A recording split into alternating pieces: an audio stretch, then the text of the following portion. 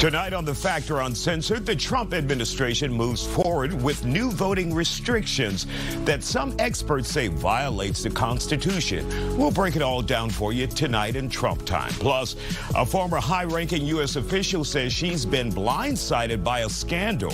Her husband accused of secretly living like he was her wife, meaning he had a secret side life, living low-key as a woman, Angela Box.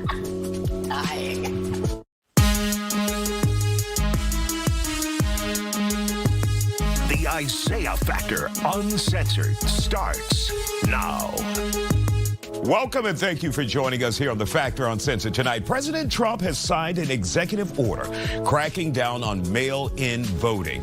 The order requires federal agencies to compile a nationwide list of people who meet certain requirements for voter eligibility. Now, the president's order directs the United States Postal Service to take the control of mail-in balloting. This order enforces his long-held but unsubstantiated claim that mail-in ballots are a source of widespread fraud in U.S. elections. Joining us to talk about it, political analyst Dr. Dietrich von Biedenfeld, host of the Angela Box Show, Angela Box, and Texas State Representative Ron Reynolds. So, Dr. von Biedenfeld, break it all down to us. What does this mean for the average voter out there when it comes to mail-in ballots? At the end of the day, probably not a lot just yet, because federal judges are going to weigh in almost instantaneously. So that means they will file lawsuits to try and stop this. 100%, because this is typically the purview of the states. So State Representative Ron Reynolds is in this area in the purview of voting rights. And at the end of the day, we already have existing laws, and federal judges are going to say, why are we going to compound or build on existing laws that criminalize, with the penalty of prison or deportation, the idea of individuals, and that's the premise here, is that we're going to stop undocumented people from voting. We're going to stop the Chicago ballot, vote early, vote often. And at the end of the day, it's not relevant. We've already covered this. And so the challenge is, this is not typically the purview of the president. It's not typically the purview of the federal government. And therefore, the federal government is probably going to immediately issue some stop orders here to prevent this from taking place. So, Angela, why is the president even wasting his time with this executive order if it's Ron Reynolds' job as a state representative? Yeah. I will tell you why, is because our worthless, feckless Republican leadership refuses to pass the SAVE Act, which 83% of the American people want passed, which says you need a photo ID to vote, you need to prove that you're a U.S. citizen to vote, and we're going to crack down on mail-in voting. Now, let me read to you what this is going to mean. It means that we're going to create a list of verified U.S. citizens who are eligible to vote in each state with the Social Security Administration's help, and the presidential action will also require that the Postal Service only send absentee ballots to those on each state's approved mail-in ballot list. It's also going to have a barcode. You're going to have to prove that you're a citizen. Now, I think it's such a joke to say that this unsubstantiated claim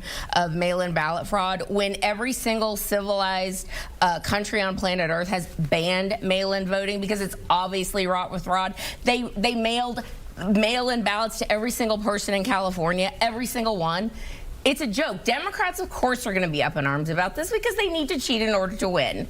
All right, and you raised your eyebrows on that. I 100% agree with the validity of the foundational aspect. I mean, Angela is 100% right that we need to protect our vote, but we were just joking earlier about I'm sort of a hereditary baron because Wolf was flown over with Werner von Braun and all these other folks, and so when we barcode people, it creates a little bit of a stigma. It's a barcode on the ballot, not on the body. But how likely is this to work? Because a window there that the state and the feds and, of course, the U.S. Postal Service would have to meet is 60 days. Absolutely. That is virtually impossible. It's impossible. That'll never happen. Isaiah, first of all, the professor's right. This is some BS that's going to be overruled in the court because it's unconstitutional. The first thing we learn in law school, first-year law, is constitutional law.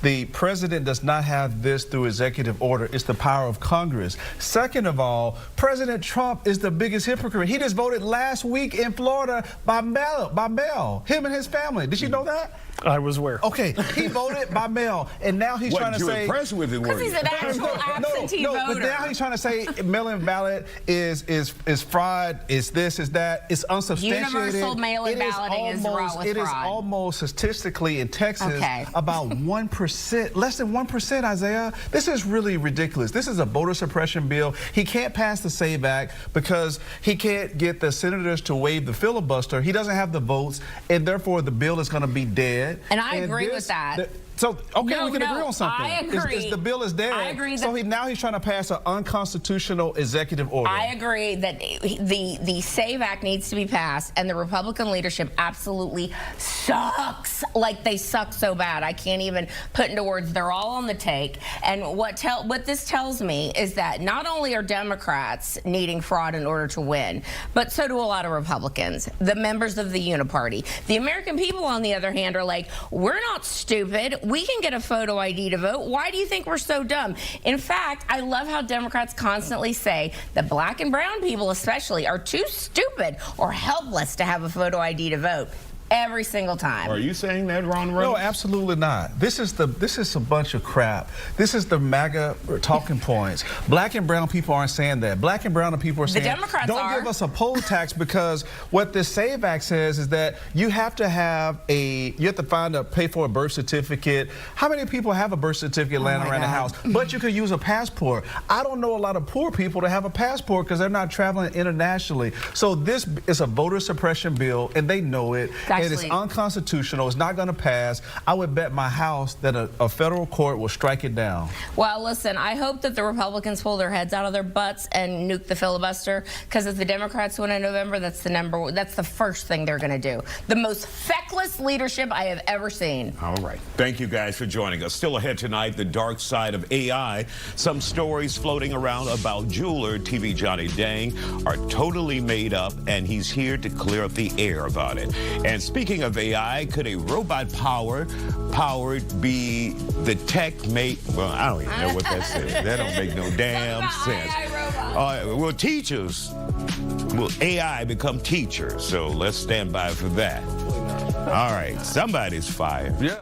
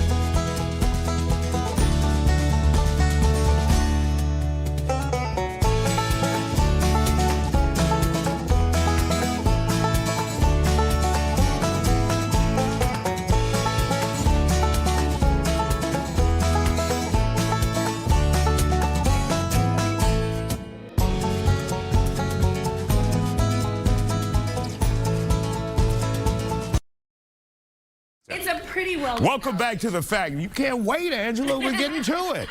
Former Homeland Security Secretary Kristi Noem is responding to allegations involving her husband. She says she's devastated after claims that her husband shared photos of himself dressed as a woman online. Claims also allege he interacted with people in a fetish community. Noem's team is asking for privacy and prayers. The couple has been married more than 30 years and has 3 children. Noem says her focus right now is on her family and moving forward. She left her post earlier this year after backlash over handling of immigration and border policy. Joining us to talk about it, kinkologist Lady McAllen, Texas State Representative Ron Reynolds, and political analyst Angela Box. So, Lady McAllen, your thoughts about this? Surprise at all? My question is, do you think she was really surprised by this? No, of course not. She was probably in on it. She probably dressed him up. job. I mean, if y'all know anything about sissification, I'm sure that... What is it? Sissification. Sissification. So she probably helped him dress up. I mean, there's no way that she's been married to him for that long and didn't know this. She was probably in on it. She probably liked it. I mean, this was probably a thing that they did together. Well, why this ruse now?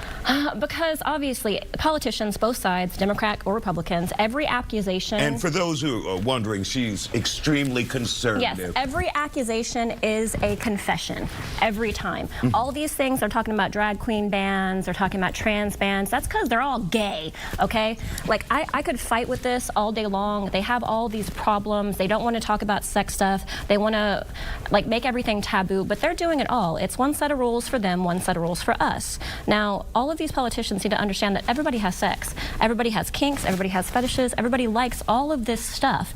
And they're the only ones trying to hide it because they think that it's some taboo or some evil, immoral thing. But like, how many of you, I mean, come on now. We all watch 50 Shades of Grey. We all get spanked. I don't want to hear it. Like, everybody's tried this stuff before. Come on. Everybody has tried some kind of kinky stuff before.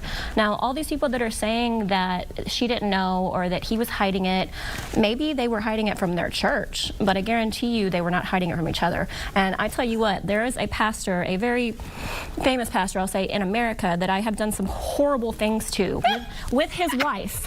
With his wife watching, okay? These people know. And that's her job, in case you haven't yeah, it's fun for me, right? But no, and this is the thing. People know this is going on, and the richer they are, the more they can get away with it because nobody tells on them, right? So I don't know how this got out or why this got out. It's nobody's business that he likes to have some big old bazongas. They're so big. They're so great. Listen, those were not sweater puppies. Those were not sweater puppies. Let's hear it really quick. Angela, your thoughts about this. First of all, you also said there's no way she wouldn't have known. No way. Listen, before I give you my hot take on this, can I just say to all the women out there, please stop Kristi Noming and Kylie Jenner in your face, okay? Enough with the fillers. You look ridiculous. And I will say this all to my haters out there. This is real. These are real. This is real. This is real. These are fake, okay? Put it on the record. Now, there have been a lot of allegations for many years that she is having allegedly having an affair with Corey Lewandowski. Now, the reason I think that this has been an open secret, I mean, this makes more sense now that this has been an open secret, and they clearly have some sort of an arrangement between the two of them. The issue is with Kristi Noem, I think, is that she's in a bit of hot water when it comes to ethics regarding no contract bids or money, DHS money being funneled to firms, kind of shell companies being held by Corey Lewandowski. She's got some more troubles than this, but like the whole, I mean, like, this just goes to show you. Live honestly, live truthfully. You know, you don't have to be DL about anything. Just, you know, bust out of that closet, watch your face, and wear those giant bajongas. Knock yourself out. Okay, really quick. We got Isiah, about 40 seconds. I totally disagree with all her policies, right? But having said that, I think this should be a private matter. He's a father, a husband of 3. I think they're basically embarrassed that they got busted and outed. Exactly. He's not the elected official. She is not. She's basically the public servant. I think this is a private family matter, and what stays in their closet shouldn't be exposed to the public. I mean, can I say one more thing? Really quick. Okay, at least he wasn't in charge of our nuclear secrets like Biden put Stephen Biden in charge of. Mic drop. But she'll be here all week, folks. Try the Salisbury steak. It's delicious. Still ahead tonight on The Factor Uncensored, the possible future of AI. First Lady Melania Trump pitches how she thinks the tech could be used in the education sector. Could it? We'll talk about it next.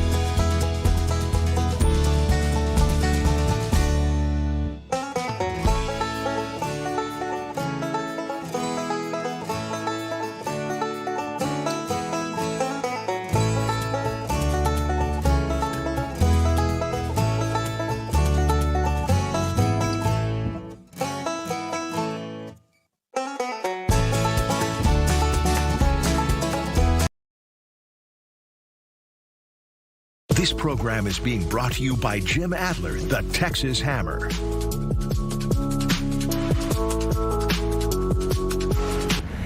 Breaking news, rapper Megan Thee Stallion has been hospitalized tonight. According to reports, she was feeling very ill during a performance of the Broadway show Moulin Rouge. The rapper is native to Houston, is currently being evaluated by doctors. It's unknown what her symptoms are, and of course, we'll keep you updated. Turning now to the future of AI in education. Recently, First Lady Melania Trump suggested robots could serve as in-home teachers offering education for children. One appeared with the First Lady at the White House. The robot is called Figure 3. Thank you, First Lady Melania Trump, for inviting me to the White House.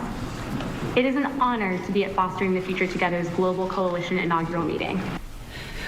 Melania Trump claimed the AI robot could serve as educator for kids in their homes, saying it can help children develop, quote, deep critical thinking and independent reasoning abilities to become a more complete person.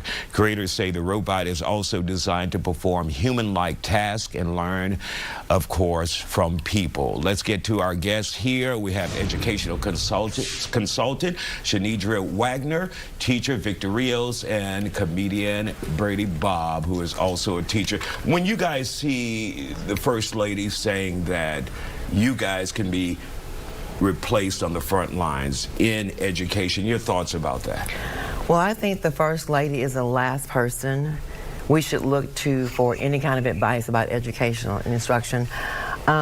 Because she herself is not very educated. She lacks the instructional expertise and the cognitive ability, in my opinion, the intellectual bandwidth, in my opinion, to discuss anything instructional. And when it comes to robots replacing teachers, first of all, we know that relationship building really matters with teachers and students. And so a robot, you can't program empathy. You can't program relationship building. And like her husband, robots lack simple things like social awareness, cognitive ability, emotional intelligence, and those things you just cannot replace with the robot. And Victor, now there is a move to open what is being called Alpha School in Chicago in 2026, later in 2026, where K through 8 will be instructed by AI. Your thoughts about that as an educator, where you guys could eventually be, we all could eventually be moved out? Well, one, I think I may have to update my resume and maybe start looking at other fields. No, I think AI robots can teach content, but I don't think they can teach character. Right, I think teaching is a lot more than just the content that we teach. The relationships that we build with our children are extremely important for their development, their human development, right? She mentioned critical thinking. It can explain facts to you, but for them to get these students to think to that next level, to really start thinking critically, that is a huge issue in our education. And honestly, if these robots can do it, I will gladly take a robot in my classroom. I will use it, right? I tell my students, you have to learn how to use AI as a tool, not as a crutch. All right. And Brady Bob, what we have been is a society standing on the sidelines waiting to see what happens. Should we become more active and involved, especially if we see this is coming and it could replace us all? Well, you remember the Jetsons back in the day. Mm-hmm. Me, George We're still Jetson. waiting on those flying cars. Yeah, I'm waiting on them. But you remember they had a flying robot, you know, back in the day. Hey, look, they told you back in the day this was going to happen, so you never know what's going to happen, so we just got to sit back and wait. Just be honest with you. But is that the problem, just sitting back and wait? Any of you? I mean, how active do we need to be involved as a society, as parents? Well, we know that technology is definitely useful in the classroom as a supplement to education and instruction. Robots, AI, all those things falter. We see videos of robots, you know, crashing out in different places. So they don't have physical dexterity, if you will. One of the robots crashed into a bus stop recently and broke out the glass. So they will always need the human touch. Nothing can replace the human touch. Yeah. But the point I'm making, the activism now, being aware of what's going on, Of we're course. taking a stand back and let's see what happens approach. Well, we have to also be outspoken, because when people like the First Lady elevate to certain levels of influence due to privilege versus preparation, and they make decisions that impact our lives, we have to push back. And Victor, your thoughts, what would you tell parents if they want to know how this process or how AI could possibly work in the classroom? Would you tell them to get more involved? I think we definitely want to get ahead of it. I completely understand. We're in a new space race, or arms race, as you would say, right? It's an intelligence race. Who wants to be in control? Who wants to be ahead of the game? Right now, it's the U.S. and China, and I understand the drive to want to be ahead, to be the leaders, to be the innovators. But I think we have to learn how to use it. I don't think it's quite ready for it to replace us teachers, right? As she mentioned, I saw a video where it was a robot in a hot pot exploding. I don't know what it was. It looked like it was attacking people or dancing. I wasn't quite sure, right? I could drop the robot if they give me a raise, right? But all right, we want to thank you guys for joining us. Still ahead tonight, the chance has arrived to switch up those old Gmail account names. Plus, a person in police custody makes a break for it. A closer look at a woman's escape from a police car. We'll talk about that next here on The Factor. Stay with us.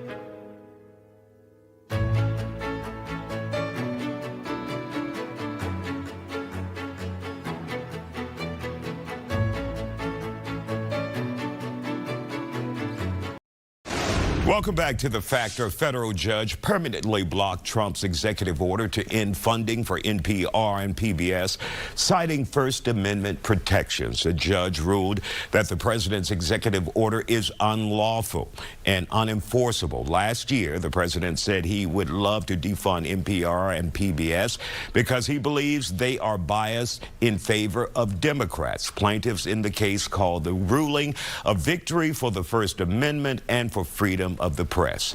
Now to this, a wild escape caught on camera. A woman in handcuffs wiggles her way through an open window to escape from the back of a police car, and that was in Michigan. It happened Saturday and was captured on a Facebook live stream. Police were just on the other side of the vehicle, and they didn't see her climb out and run off. The woman has since been caught and arrested this morning. Plus, Google is making it easier for users to change their Gmail account names. The company is now allowing its users to change their Gmail address without starting over or losing access to their data.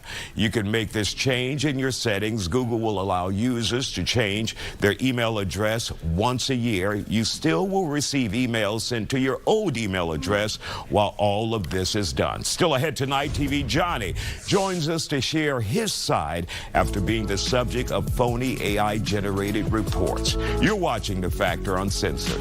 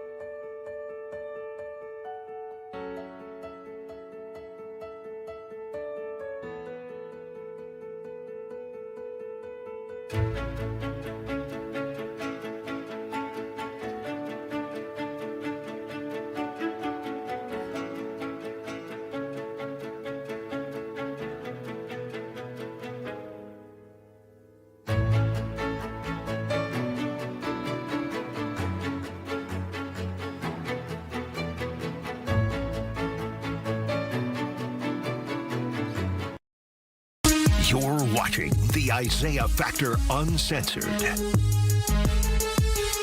Welcome and thank you for joining us for the second half hour of The Factor Uncensored. When you think of Houston, you think of the Astros, the Rockets, Papados, Mattress Mac, and of course, TV Johnny Dang. Johnny has been the premier jeweler in the city for years now, providing the bling for celebrities locally and around the world. He has built a diamond-studded empire, but the haters will hate with full zest and zeal. Using one AI and virtual brick at a time, someone or some group is trying to tarnish the businessman's reputation with fake and AI-enhanced stories all over social media. From allegations of fraud to even being raided by police, all intricately planted lies that grow fast in the jaded sun of social media. They called him the King of Bling, a man who built an empire from nothing. But today, Johnny Dang, the jeweler who turned diamonds into dreams for the biggest names in hip-hop, is facing the storm of his life. Imagine arriving in a foreign land with no money, no English, no connections, and turning a tiny flea market booth into a $20 million empire. That was Johnny Dang, a story that... There you have it. It goes on and on. Joining us to talk about it, TV Johnny Dang and attorney Colby Holler. Glad to have you both here on The Factor Uncensored. Yes, so when you realize what people have been putting out on social media about you using AI, fake technology to, what were your thoughts about that? My first thought is, man, that's so fake, and it not really affect my business, because I see couple of things like this been happening in the past, but this can really go viral, you know. And they keep consistent doing it, and it make me thinking, wow. But can you believe a lot of customers believe it? Yeah. That's crazy how that's good and bad thing of business. This is the best side of business, internet and the AI, because they take advantage of this and create a lot of kind of fake news just to get views. Somehow, when I've been doing business so long, because success for so many years, so many haters. So when they see the news like that, that's how they love to see it. That's what they let a bad guy take advantage out of the bad habit of people. They love to see some negative stuff. So whenever they create the AI stuff like this, they have so many views, so many likes coming. So, now, do you think this is possibly competition out there, or do you think this is just your average run-of-the-mill hater? I think it's a part of competition. I believe it's competition. It doesn't, be honest, it doesn't hurt my business, because of a lot of haters that who really hate on my name. They not really buy jewelry, you know. They don't really can afford to buy my jewelry, and I never ever worry on this side of bad story, because I've been doing business for over 25 years. Have a stack of, you know, the list of big celebrities, you know, to deal with. But the only some of the jeweler, this had really hurt me. That a lot of jeweler. I call it street jeweler, like internet jeweler. They take advantage of internet. They just open an account, Instagram, Facebook, TikTok, act like a jeweler, making the jewelry like what I'm doing, like custom grill, custom make, and give away so low price, like too cheap to be true. But a lot of customers believe it, you know? So that really hurt me, because they take advantage of the internet, take money from the customer, and never deliver product. And when customer go back to me, it's too late. They already lose money. Yeah, you see, so the bad internet, like the AI, they take advantage of AI, of technology, of internet, to scam the people. That's what I hate. Colby, what action, if any, can Johnny take if you find out who these individuals or person is in this case? Right. Well, the first thing you want to do is ask for a retraction, and that's simply, hey, we know you're posting this stuff. It's complete silliness. It's beyond lies. It's totally fake. I mean, Johnny's got very loyal customers. His real customer knows none of this stuff is true. So first of all, you just ask them to take it down and hope they do. And if not, you can get a little bit more advanced after that. And what would be a step back? Give us some examples so people can realize that this could be damaging to a businessman, so you have to go after them for their actions. Yeah, there's causes of action available for things just like this. I mean, this is a defamation case. They're publishing things that aren't true, clearly lies, malicious intent to harm his business, and you can file a defamation action for something just like this. And how difficult is it to track someone down this day and age with a platform like this, and using AI and social media? Yeah, we've been talking about AI a lot tonight, and it's highly relevant in today's age, and sometimes it is harder to track that kind of stuff down, but what we do know is who's producing this stuff, or who's publishing at least, and we can tell them to take it down first. All right.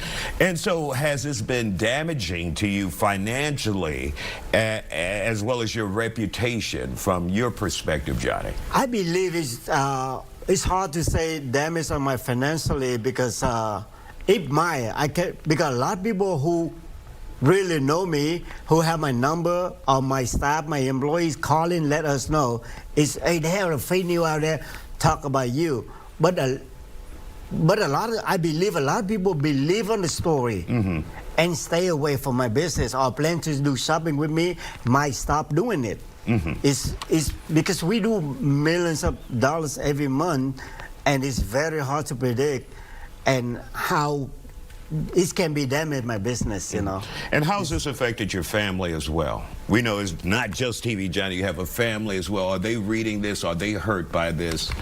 Because I'm be around my families, and my wife, my kid, my family know me so well.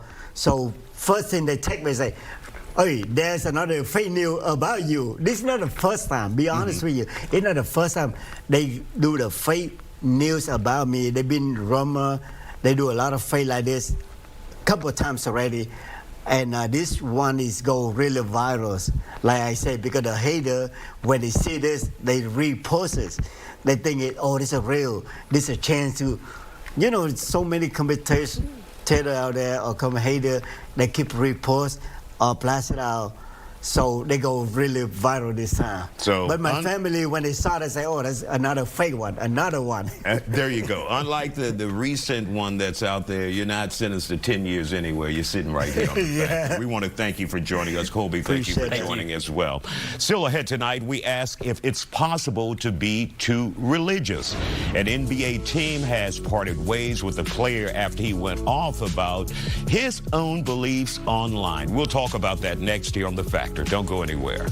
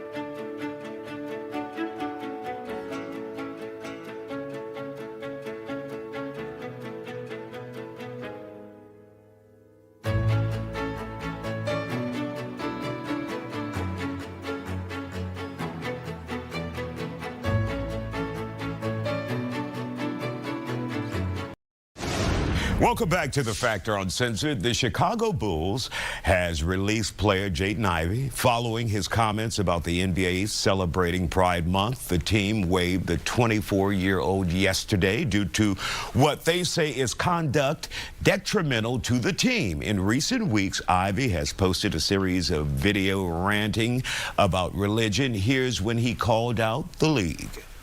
They proclaim Pride Month in the NBA. They proclaim it. They show it to the world.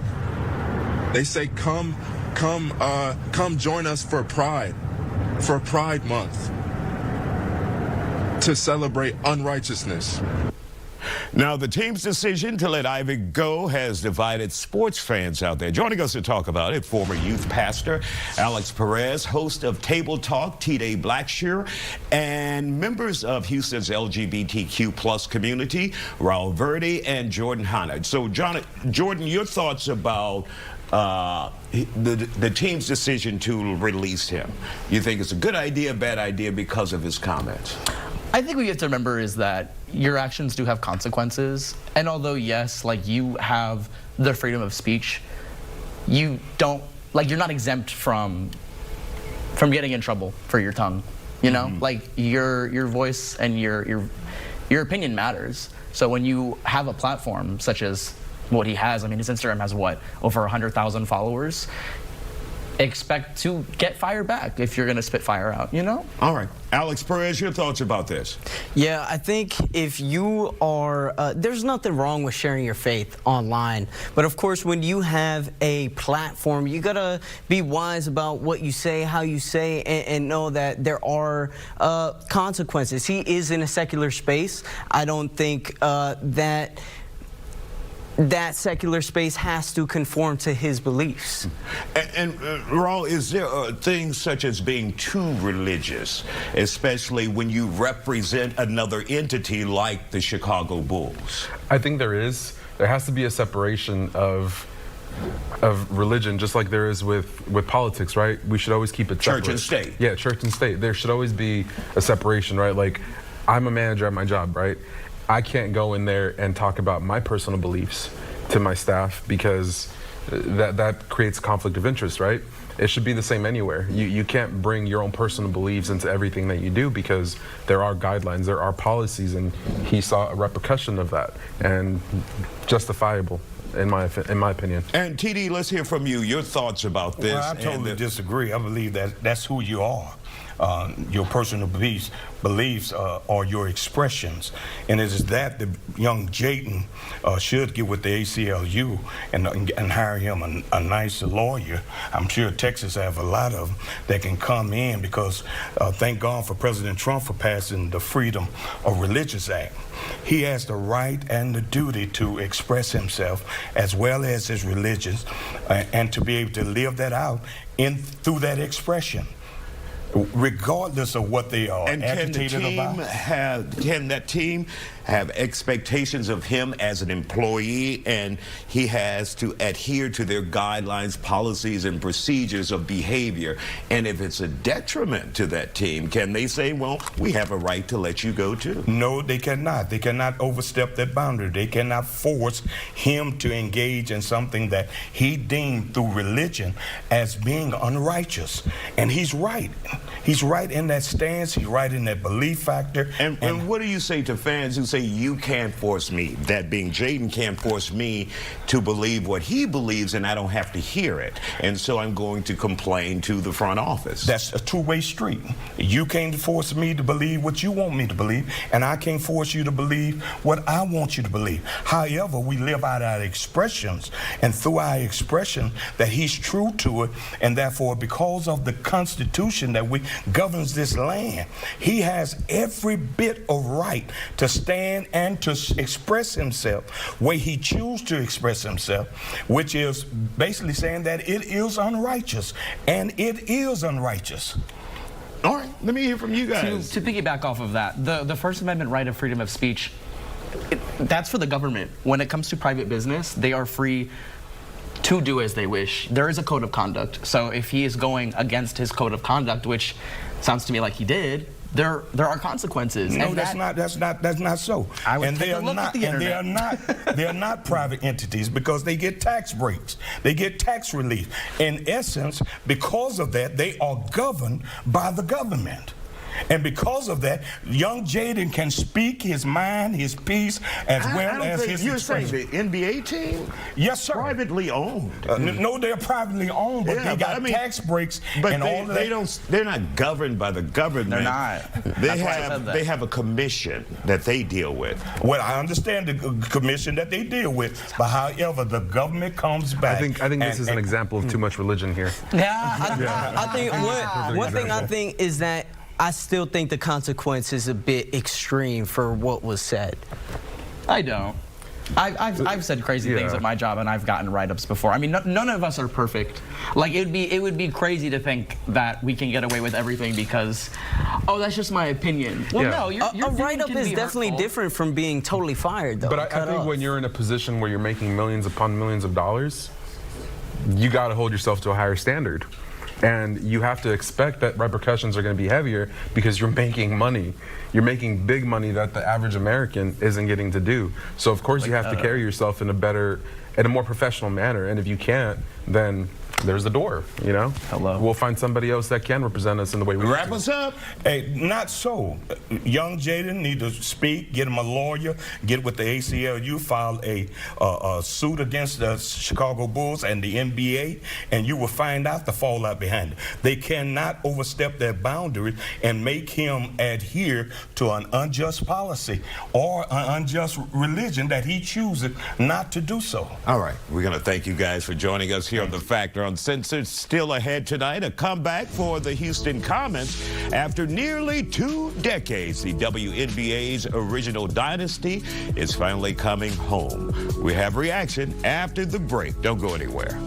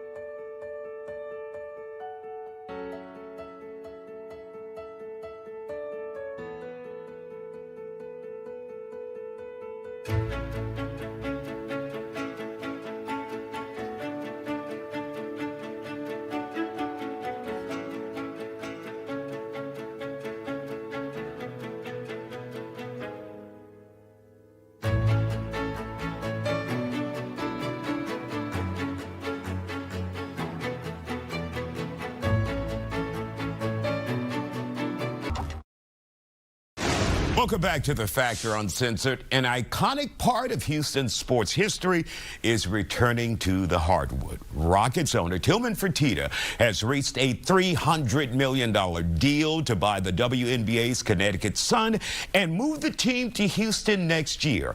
The franchise will return to its roots and once again become the Houston Comets. They're set to play one final season in Connecticut before making the move to the H. Final approval is still pending from the league. Of course, we don't see a problem with that. Joining us to talk about it, sports journalist Sierra Nicole, producer DJ Vance Lawrence, and Audia Jones, an alum of the New England Blizzard basketball team. Audia, I didn't know that. You're keeping secrets from me. Yeah, not the New England Blizzard. I was a ball girl, but I did play Division I basketball at University of Rhode Island. So let's talk about the Comets coming back. Yes. Your thoughts about that? Oh, I love it. I love it. I grew up on Cynthia Cooper, Tina Thompson.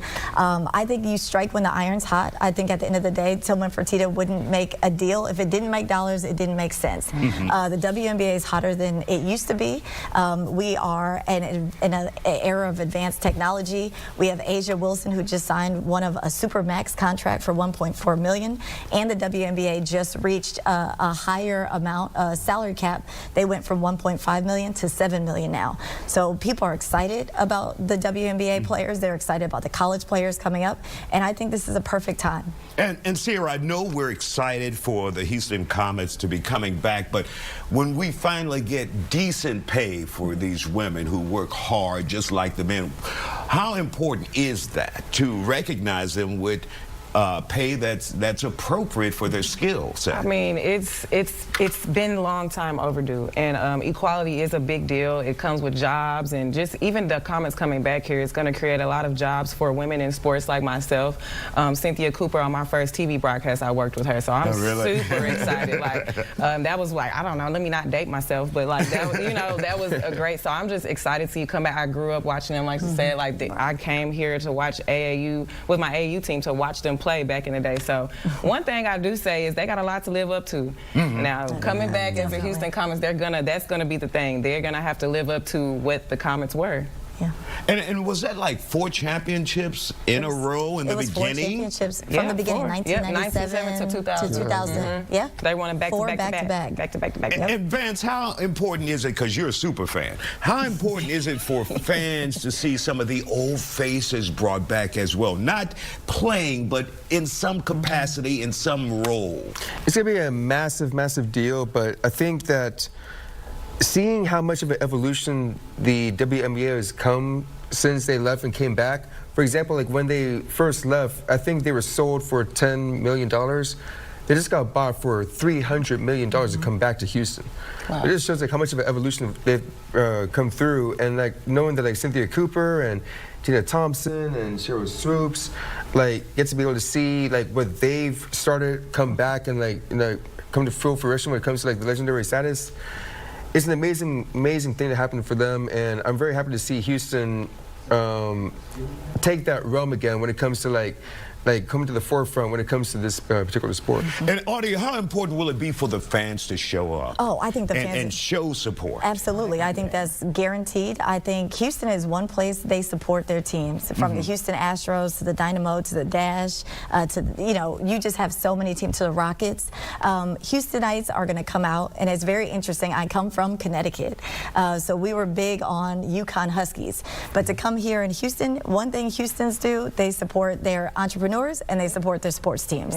So I do think they'll show up and they'll show out for the team. And when you take a look, Sierra, at the current team that they have in place, how do you rank them? One of the best? They need improvement, some work, what? Are we talking Connecticut? You're Connecticut right now. You know, I think it's the reason why they got sold. They was on the chopping block. But so, and that's a big thing too, like wondering like, okay, who's gonna be here? What new WNBA stars are we gonna have here? Are they gonna bring the whole team? Are they gonna bring the whole staff? And that's a process, you know, some of us casual fans don't know. How does that typically work if they sell the team? Do they keep their same contracts, or they say, look, we don't want this contract, that. How does that work, guys? In the last 30 seconds we have. You know, I would love to know how that works. I honestly, and I'm excited to see. Attorney, I was gonna, right, as an attorney, I would say it probably works similar to college, right? We had a transition between our coaches. We had Bo Pearman, who was the former coach of the New England Blizzards, who was my original coach, but then it transitioned to Tom Garrick. When that happened, he decided what players stayed and what players left. So they become free agents. They might say, hey, we're not going to sign you for this season, because the Connecticut Sun will stay in Connecticut for the next season, but following that, they'll probably have some new free agents, bring in some of the new blood from college basketball. All right. We are excited about the Houston Comets coming back. Yes. Thank you guys for joining us here on The Factor Uncensored. Still ahead, did you know you can watch all of tonight's segments on The Factor's new YouTube page? You can scan the QR code on your screen now. It'll take you right to our new page.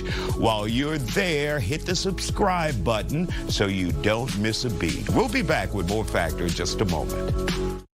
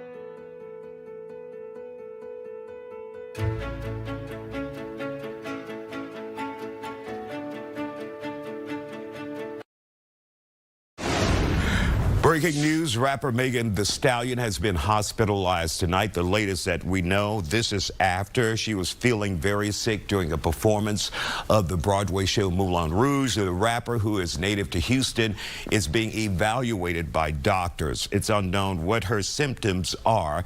She made her Broadway debut in Moulin Rouge. She's been performing in the show for 1 week now, and of course, we want to wish her the best getting through this. Thank you guys for joining us here on The Factor Uncensored. We'll see you back here the next time. And check out our YouTube page. All right? Yeah, what's up for a nightcap? chill, you know, kick back. Welcome to the Nightcap. It's your girl, Carolina Sanchez, and tonight we got a very special treat because, as you know, when we start like this, I got a musical guest in the building. Now, this is a soulful singer, baby. He's got some lungs on him, but he's actually multifaceted and ain't afraid to show it. He is a future nurse practitioner, and he's a fitness enthusiast, and baby, he's going to inspire you through his music. I'm talking about Dion Robertson. Dion, welcome to the Nightcap. I'm just glad to be here. Yeah. Let's go. And you came from Oklahoma. I came. And you said, TSA, we gon' drive.